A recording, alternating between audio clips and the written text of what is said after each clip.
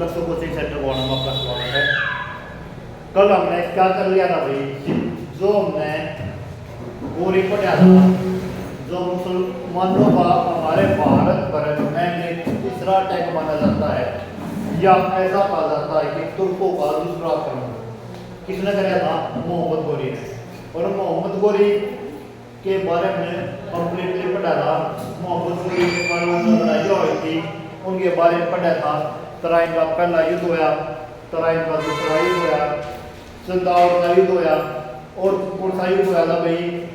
Bhim second के साथ युद्ध होया था 1168 में और 1173 में। ये हमने सारा पढ़ लिया था भाई। आज हम पढ़ेंगे, जैसे ही मोहम्मद गोरी की मृत्यु हो जाती है, मोहम्मद गोरी अपना साम्राज्य अपने 3 गुलामों में बांट कर चला जाता है। पहला कुतुबुद्दीन ऐबक, कुतुबुद्दीन ऐबक को मिलता है भारत का साम्राज्य। तो भारत का साम्राज्य मतलब भारत में मुसलमानों का विस्तार कौन करेगा? कुतुबुद्दीन ऐबक। यलदौद को कौन सा साम्राज्य मिलता भाई? गजनी। और भाई यलदौद को गजनी का और काबुल का साम्राज्य कौन संभाला है? कुबचा। और मैंने बताया था एक बेचारा चौथा गुलाम था बख्तियार खिलजी, उसको कुछ नहीं दिया था, इसलिए उसने क्या किया था? नालंदा विश्वविद्यालय को क्या कर दिया था? ध्वस्त कर दिया था। यहाँ तक हमने किया था। इसके बाद हम पढ़ाएंगे भाई गुलाम वंश।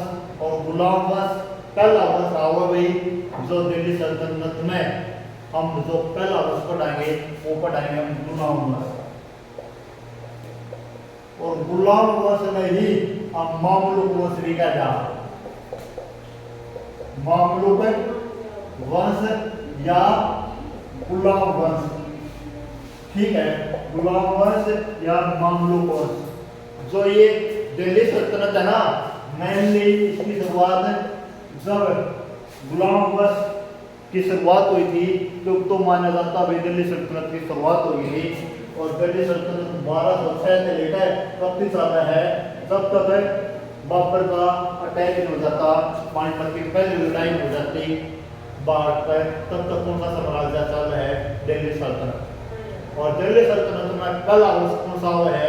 गुलाम वंश। और गुलाम वंश 1206 से लेकर 1290 तक पढ़ाएंगे।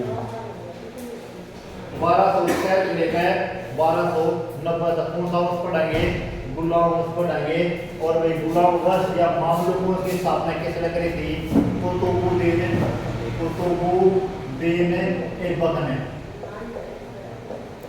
कुतुबुद्दीन ऐबक ने।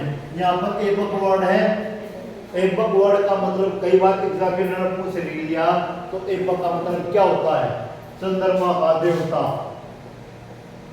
चंद्रमा का देवता किसने कहा भाई? किसने कहा? ऐबक ने, ठीक है। जैसे ही कुतुबुद्दीन ऐबक भारत का साम्राज्य है उसके कंट्रोल में आया, उसने एक वंश की स्थापना कर दी जिनका गुलाम वंश था। और गुलाम वंश जैसे ही बना, उसने अपनी राजधानी क्या घोषित कर दी? उसने अपनी कैपिटल क्या बनाई? लाहौर। उसने अपनी कैपिटल कौन सी बनाई? लाहौर बनाई।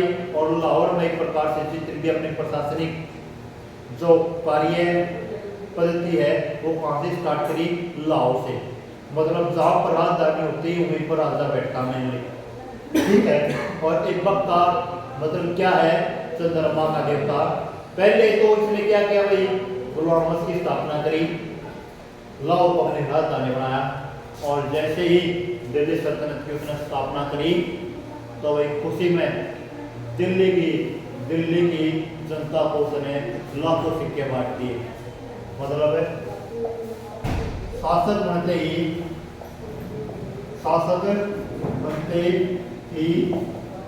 इसने जनता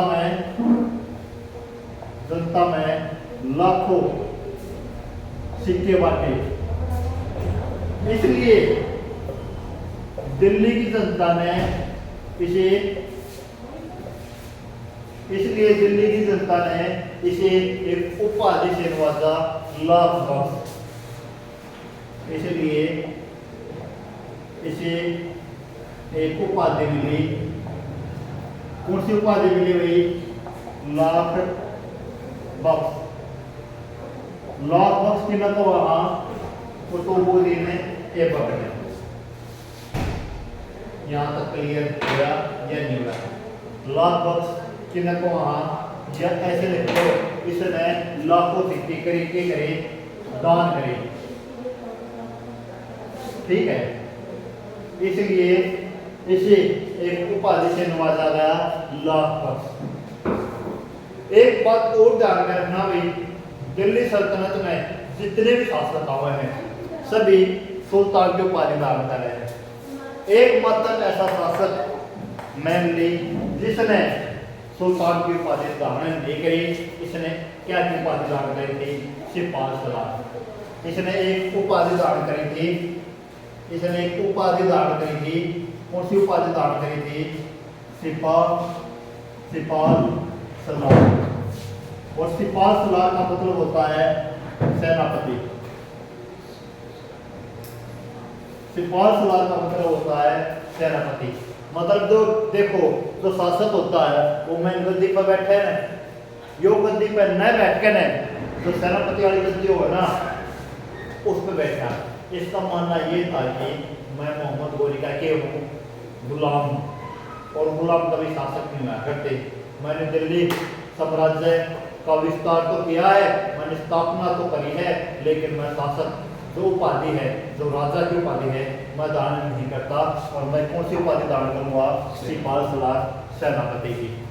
ठीक है, इसलिए वो अपनी जो मेन गद्दी होती है ना शासक की, उस गद्दी पर न बैठकर है, कौन सी गद्दी पर बैठा करता? सेनापति की गद्दी पर। इसका मतलब समझ में आया कि भाई दिल्ली सल्तनत में जितने भी शासक हुए सभी ने एक उपाधि धारण करी। क्या की उपाधि धारण करी थी? सुल्तान की। लेकिन ऐसा सुल्तान, एकमात्र ऐसा शासक जिसने सुल्तान की उपाधि धारण न करके ने क्या की उपाधि धारण करी? सिपाह सलार की। वो कौन सा था? कुतुबुद्दीन ऐबक। ये बात लिख लो भाई, मोस्ट इंपोर्टेंट बात है। मैंने पहले बताया दिल्ली सल्तनत की स्थापना या दिल्ली सल्तनत की शुरुआत करना और दिल्ली सल्तनत में एक वंश की स्थापना करने वाला मामलुक वंश या गुलाम वंश की स्थापना किसने करी? कुतुबुद्दीन ऐबक। और ऐबक का मतलब बताया मैंने चंद्रमा का देवता। ठीक है, कुतुबुद्दीन ऐबक ने अपनी कैपिटल कहाँ स्थानांतरित, मतलब कौन सी बनाई? मैनली लाहौर। मतलब अपना सारा प्रशासन, सारा काम काज कहाँ से संभाला करता? लाहौर से।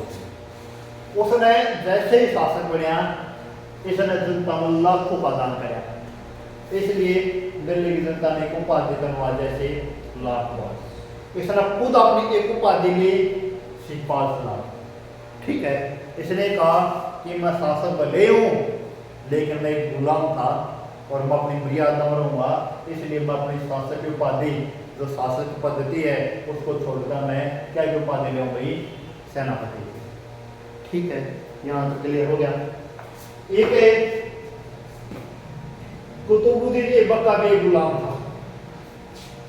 कुतुबुद्दीन ऐबक का एक गुलाम था, इसका एक गुलाम और इसका दामाद भी था।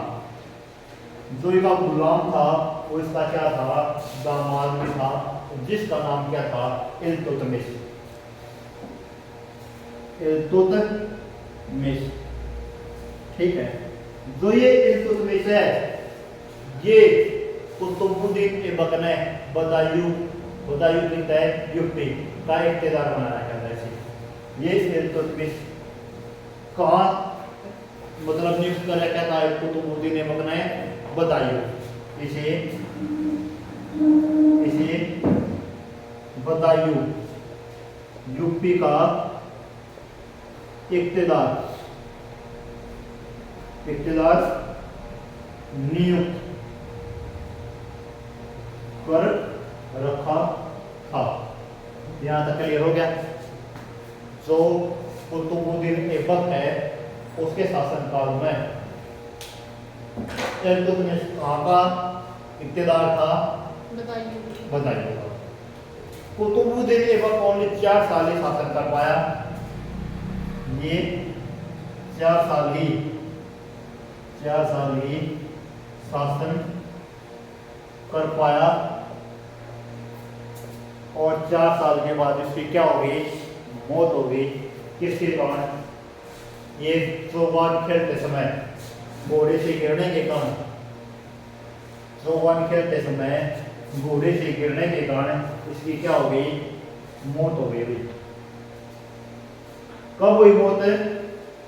1206 में तो शासक बनाया था और 1210 में इनकी होगी मृत्यु होगी। 1210 में इसकी चौबान खेलते समय मृत्यु हो गई। यहाँ तक क्लियर हो गया। इसकी चौबान खेलते समय क्या होगी, मृत्यु होगी। देखो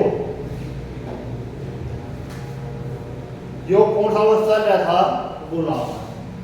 जैसे ही कुतुबुद्दीन ऐबक की मृत्यु हुई तो इसका बेटा क्या बन गया, शासक बन गया। और इसका बेटा का क्या नाम था, आराम बख्श, जिसे आराम शाह भी कहते हैं। आराम शाह या आराम बख्श एक के मरने के बाद सिंहासन पर बैठा है। और यह बात पहला ध्यान रखिए भाई, लाहौर में मरा कुतुबुद्दीन ऐबक और इसका मकबरा भी की तभी लाहौर में ही।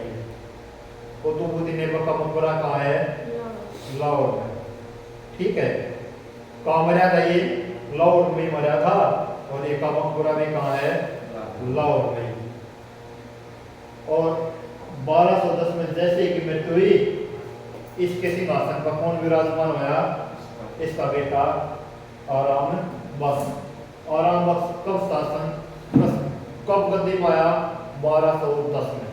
लेकिन ये भी कुछ ही समय तक शासन कर पाया, क्योंकि एक शासन करना एक व्यक्ति को पसंद नहीं आया, जिसे हम इल्तुतमिश का माना। इसकी मृत्यु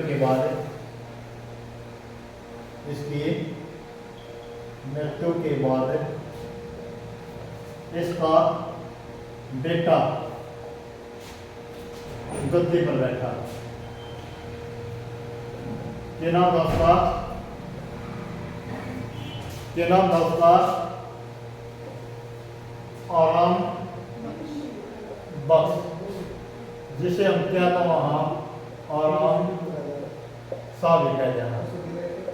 ठीक है, जो ये आराम शाह है, ये 7 से 8 वर्ष ही क्या कर पाया, सिंहासन पर बैठ पाया, मतलब ये एक ही शासन कर पाया। तो आराम बख्श है, आराम शाह है, जो ये सिंहासन पर बैठा। ये बात किसे पसंद नहीं आई, इल्तुतमिश। और इल्तुतमिश कहने लगा ये गुलाम वंश है। जिस प्रकार मोहम्मद गोरी का गुलाम कौन था, जिस तरह मोहम्मद गोरी का गुलाम कुतुबुद्दीन ऐबक था, उसी तरह कुतुबुद्दीन ऐबक का गुलाम मैं हूँ। इसलिए जो शासक है एक बेटे को नहीं होना चाहिए, उसके गुलाम का होना चाहिए। इसलिए सिंहासन पर अब किसका है, इल्तुतमिश का। इसलिए इल्तुतमिश ने किस पर अटैक कर दिया, आराम बख्श पर। और आराम बख्श पर जब अटैक आया, उस युद्ध ने तो वहां बैटल ऑफ जोध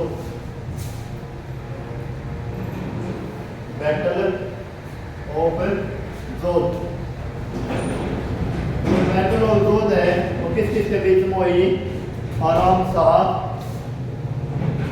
और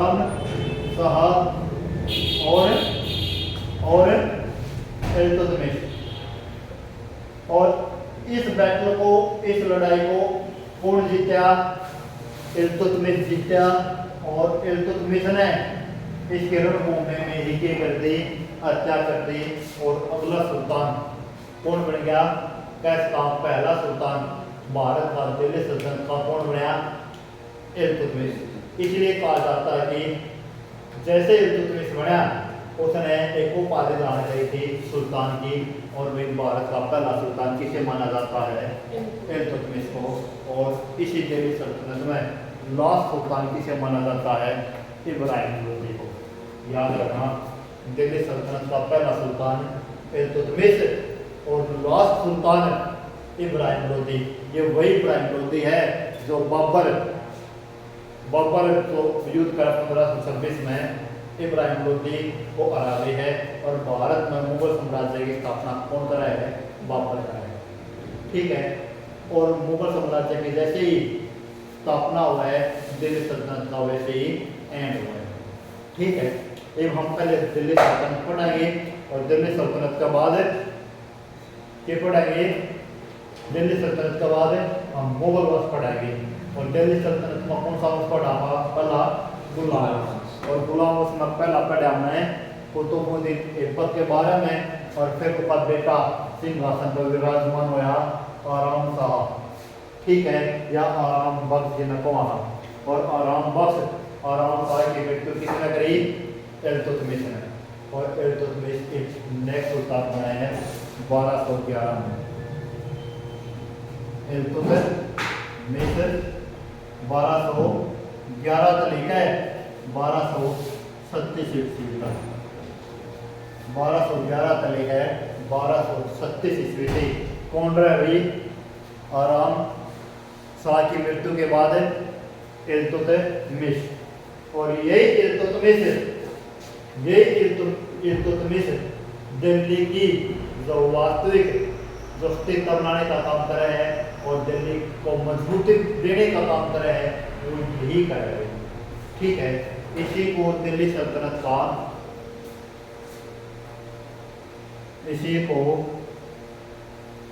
दिल्ली सल्तनत का वास्तविक संस्थापक माना जाता है। क्योंकि इसी ने दिल्ली की स्थिरता को मजबूत करने का काम किया था।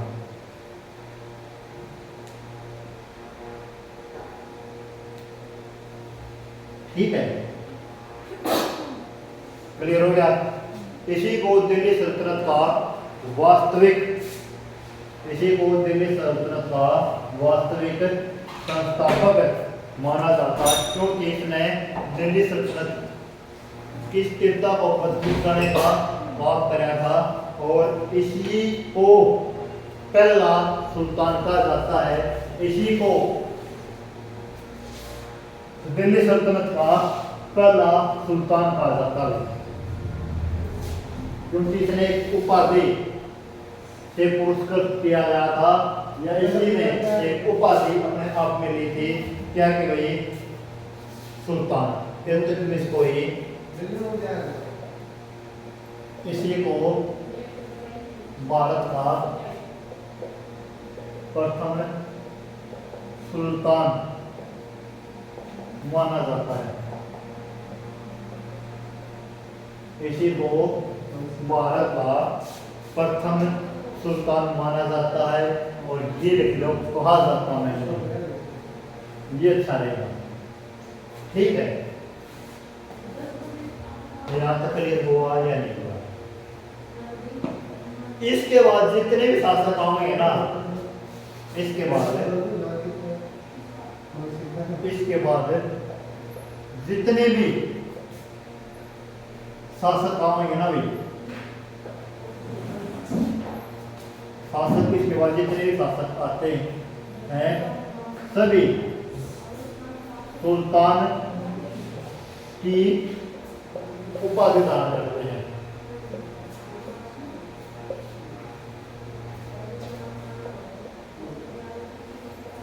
यहाँ तक क्लियर हो गया? मतलब इसी को भारत का प्रथम सुल्तान कहा वहाँ। और इसके बाद जितने भी भारत में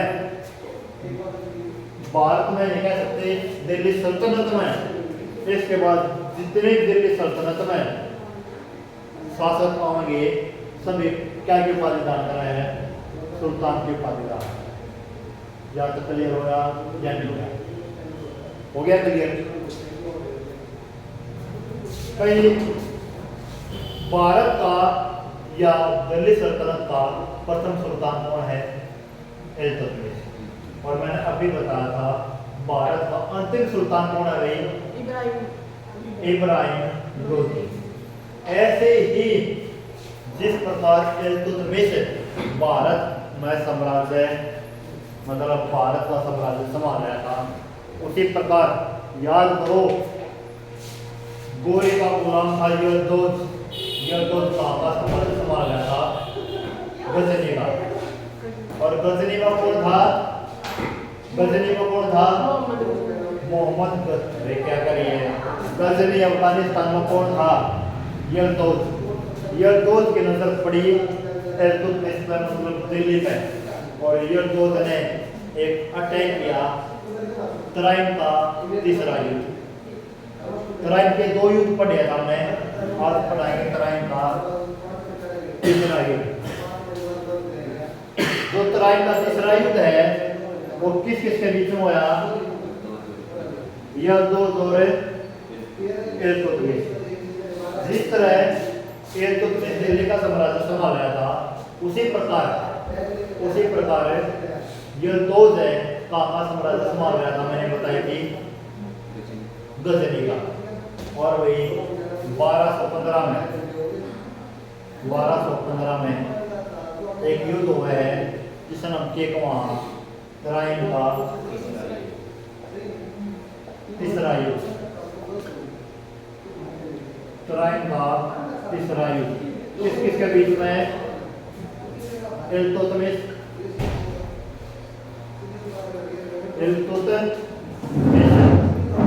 और यरदौद। इस युद्ध में इल्तुतमिश यरदौद को बुरी तरह हरा हुआ है। इस युद्ध में इल्तुतमिश यरदौद को बुरी तरह हरा हुआ है। और वही कौन जीत रहा है इस युद्ध में, कौन जीतता है, इल्तुतमिश। और कौन आ रहा है, यरदौद। ठीक है, याद रखना तराइन का तीसरा युद्ध कब हुआ था, 1215 में। किस किस के बीच में हुआ था, इल्तुतमिश और यरदौद के बीच में। ठीक है, यहाँ तक क्लियर हो गया। इस युद्ध के बाद आप एक युद्ध और पढ़ाएंगे जो 1221 में हुआ था, भारत पर चंगेज खां का आक्रमण। चंगेज खां का आक्रमण। ठीक है भाई, जो चंगेज खान है, कई बार क्वेश्चन आ जाए कि एक्चुअल नेम क्या था। चंगेज खान का एक्चुअल नेम क्या था, एक्चुअल नाम क्या था, तैमूरिन। एक एक्चुअल नाम क्या था, तैमूरिन। ठीक है, जब तैमूरिन है तैमूरजिन भी कह जाते हैं बार, तैमूरजिन या तैमूरिन। ठीक है, यह मंगोल शासक था और कहा जाता है मंगोलों का भारत पर कल आता है किसने कराया था, चंगेज खान ने। मंगोलों का भारत पर कल अटैक माना जाता है। जो मंगोलिया से आया था, यो मंगोल शासक था, मंगोलिया से आया था। देख लियो भाई, मंगोल शासक था, मंगोलिया से आया था। भारत पर कल अटैक चंगेज खान या मंगोलों का कल अटैक किसका माना जाता है, चंगेज खान का माना जाता है। ठीक है, भारत का सबसे क्रूर शासक, भारत का सबसे क्रूर शासक मतलब है, क्रूर शासक या बदनाम शासक, बदनाम शासक किसे कहा जाता है, भारत का। और इसे भारत का नहीं कह सकते, इसे हम पूरे के पूरे विश्व का भी कह सकते हैं। इसे सबसे बदनाम शासक का इसे ऐसे करेंगे लोग भारत का एशिया करेंगे। एशिया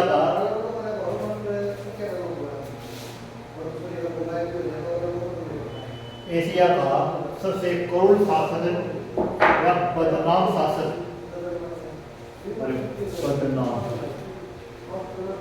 बदनाम शासक इसे कहा जाता है चंगेज खान।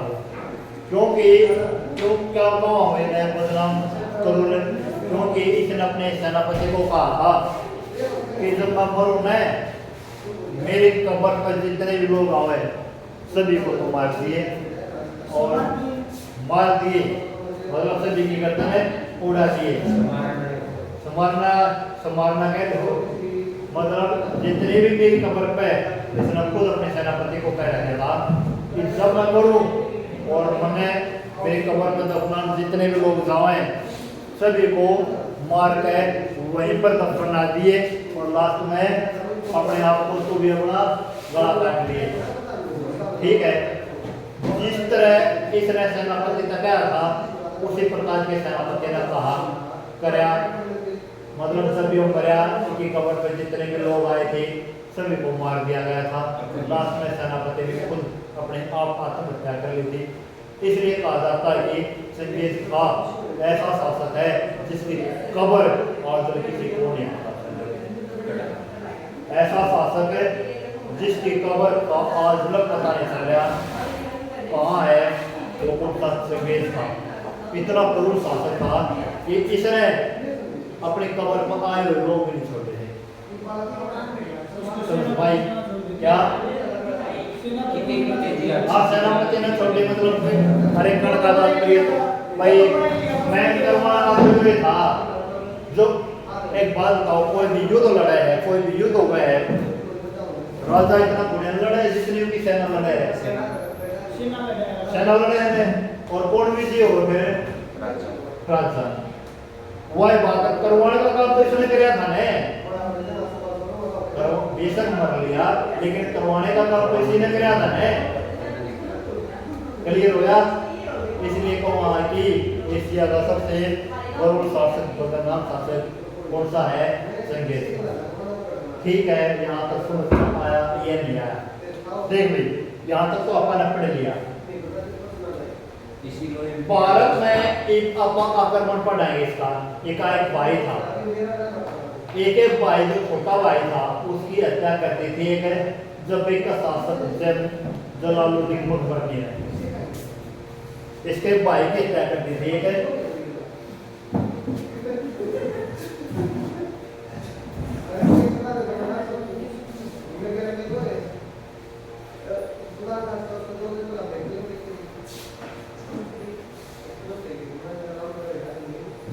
चंगेज खान के भाई की हत्या करती थी एक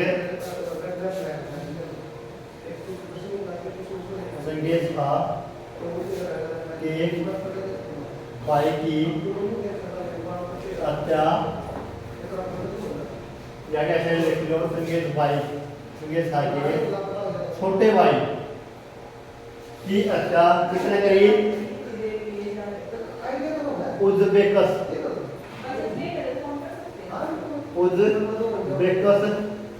शासक जलालुद्दीन मकबर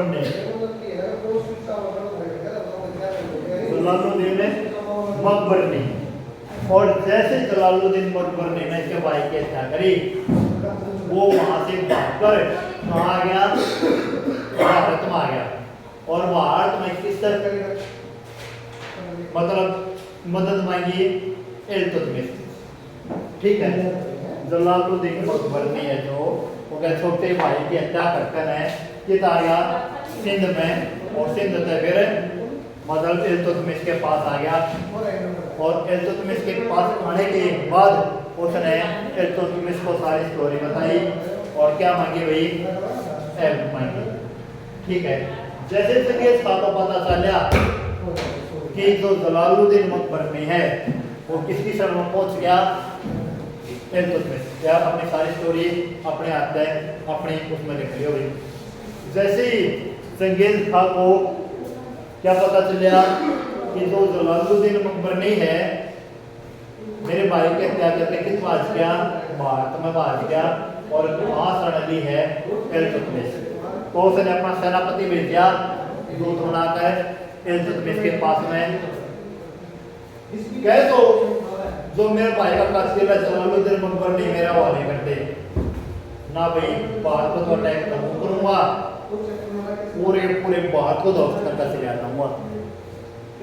समझ भाई बात, इतना जबरदस्त शासक था चंगेज खान। और इसी प्रकार इल्तुतमिश ने अपनी समझ बूझ तक काम लेकर जलालुद्दीन मकबरनी को चंगेज खान के हवाले कर दिया।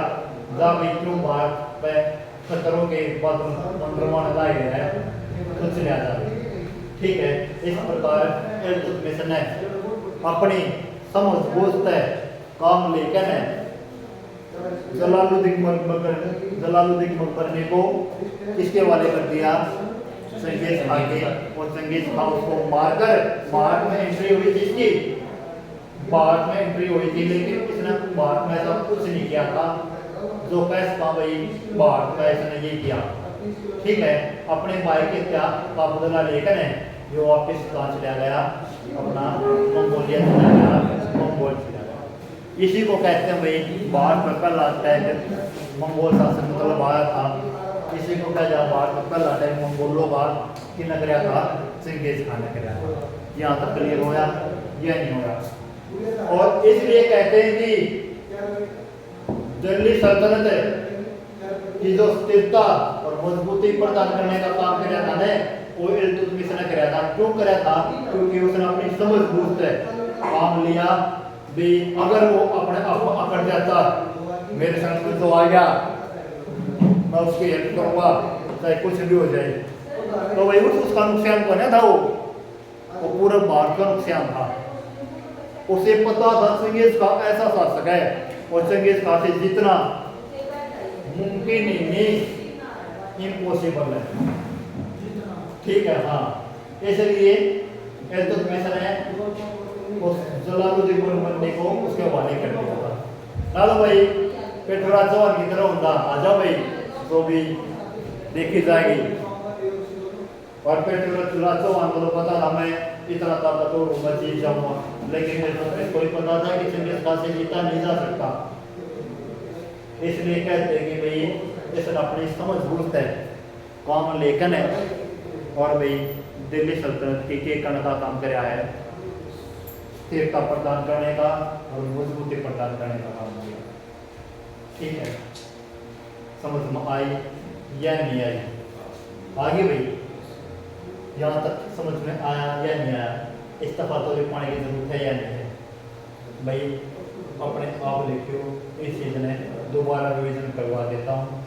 जो चंगेज खान है मंगोलिया का शासक था 1221 में, इसने भारत पर अटैक कराया था। और भारत पर अटैक कैसे किया था कि भाई अपने छोटे भाई की जो मौत है मृत्यु का बदला लेने के लिए आया था ये। और किससे बदला लेने के लिए आया था? जलालुद्दीन मकबरनी से, जो उज़्बेक का शासक था, उसके भाई की हत्या करके कहाँ गया था? भारत में आ गया था इल्तुतमिश के दरबार में। और इल्तुतमिश ने फिर इसे इसके हवाले कर दिया था चंगेज खान। और चंगेज खान अपने भाई की हत्या का बदला लेकर वापिस कहाँ से ले गया था? मंगोल।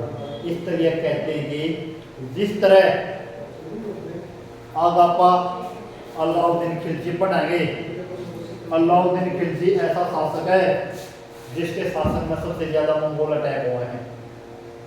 ऐसा शासक है जिसके काल में सबसे ज्यादा मंगोल अटैक हुआ है, वो अलाउद्दीन खिलजी है।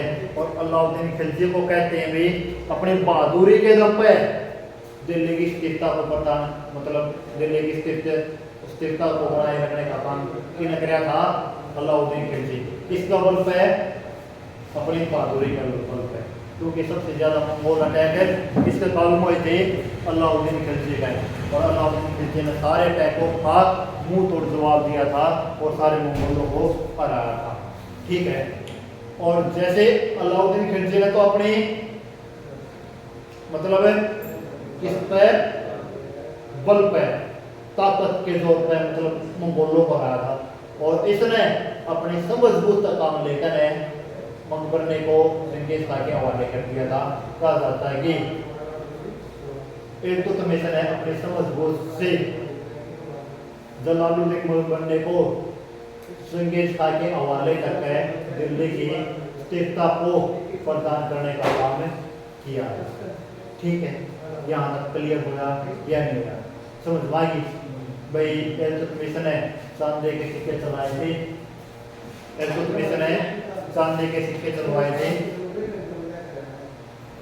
इल्तुतमिश ने क्या के सिक्के चलवाए, चांदी के सिक्के चलवाए, जिसे कि वहां, और इल्तुतमिश ने ही तांबे के सिक्के भी चलवाए, जिसने के वहां। ये दो क्वेश्चन बहुत ज्यादा है। चांदी के सिक्का ना तो वहां टका, टका या कई बार के क्या जहां टंका भी कह जाए। और जो तांबे के सिक्के हैं उन्हें के वहां जितल। ठीक है, इसने दो लाल के सिक्के चलवाए, एक चांदी के एक तांबे के। चांदी के सिक्के ना तो टंका या टक्का या तांबे के सिक्का ने जितल। ठीक है, यहाँ तक क्लियर होया या नहीं होया? इसके दरबार में हजारों गुलाम थे, इसके दरबार में हजारों गुलाम थे, बट परंतु इसने 40 गुलामों का संघ बनाया, जिसना पाके को वहां किस नाम से जाना दल चालीसा। क्लियर हो गया? वैसे तो इसके दरबार में हजारों गुलाम थे, लेकिन उन हजारों गुलामों में से इसने कितने गुलाम छाटे? 40 गुलाम छाटकर ने एक दल का निर्माण कर दिया, जिन्हें के वहां दल चालीसा या तुर्कान ए सहलगानी या क्या तुर्कान ए सहलगानी, इसे ने कहा। क्या कह रहा है? परंतु इसने 40 गुलामों का संघ बनाया, जिसे हम के को वहां दल चालीसा या तुर्कान ए सहलगानी। ठीक है, और ये जो दल चालीसा के जो लोग थे 40 के 40, ये पूरे के पूरे मतलब दिल्ली सल्तनत है, मतलब पूरी दिल्ली सल्तनत को संभालने का काम कौन करे थे? ये 40 लोग। माना जाता है कि एक जो मोस्ट पावरफुल व्यक्तियों की सीरीज है, उसमें जो ये दल चालीसा है उसका तीसरा पावरफुल जगह थी। और वैसे तो सबसे पावरफुल कौन था? सबसे पावरफुल कौन था? सबसे शक्तिशाली कौन था उस टाइम पे? जो सुल्तान था वो। सुल्तान के बाद कौन था? वजीर, जिन्हें पते को आदि प्रधानमंत्री। ठीक है, और प्रधानमंत्री के बाद ये 40 लोगों का समूह, जिन्हें पते को आदि दल चालीसा के लोग। ठीक है, इस प्रकार सबसे शक्तिशाली सीरीज या उसके ऊपर सबसे पावरफुल कौन था? सुल्तान। सुल्तान के बाद वजीर, जिन्हें पर प्रधानमंत्री कहा करते, और उसके बाद ये दो दल चालीसा के लोग थे, ये पूरे के पूरे दिल्ली सल्तनत को संभालने का काम करेंगे। यहाँ तक क्लियर होया या नहीं होया? उस टाइम पर जो सैनिक थे ना, वो सैनिकों को कोई भी नगद वेतन नहीं दिया जाया करता। सैनिकों को क्या दिया जाया करता? युद्ध में लूटा हुआ धन संपत्ति या जमीन। ठीक है, और जो धन में मतलब युद्ध में लूटा हुआ धन, संपत्ति, जमीन थी, जिसको दिया जाया करता, जो दिया जाया करता उसे क्या करते एकता, और जिसे दिया जाया करता वो क्या अभी इक्तेदार। ठीक है, इसी को कौन सी प्रथा को वहां एकता प्रथा या एकतादारी प्रथा। उस समय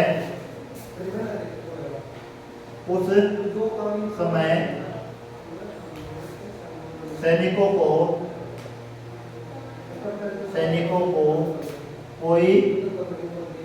को कोई नगद वेतन न देकर युद्ध में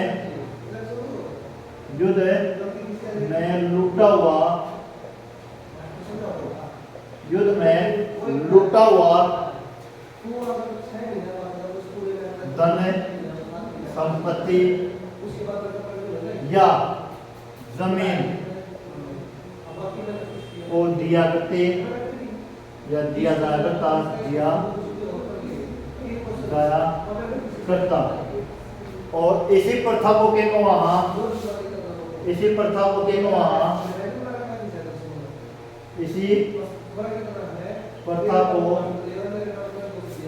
एकता प्रथा कहते हैं। एकता प्रथा कहते हैं। और जिसे दिए जा करता उसे क्या करते हैं इक्तेदार। जिसे दिया जा करता वो कौन था इक्तेदार। जिसे दिया जा करता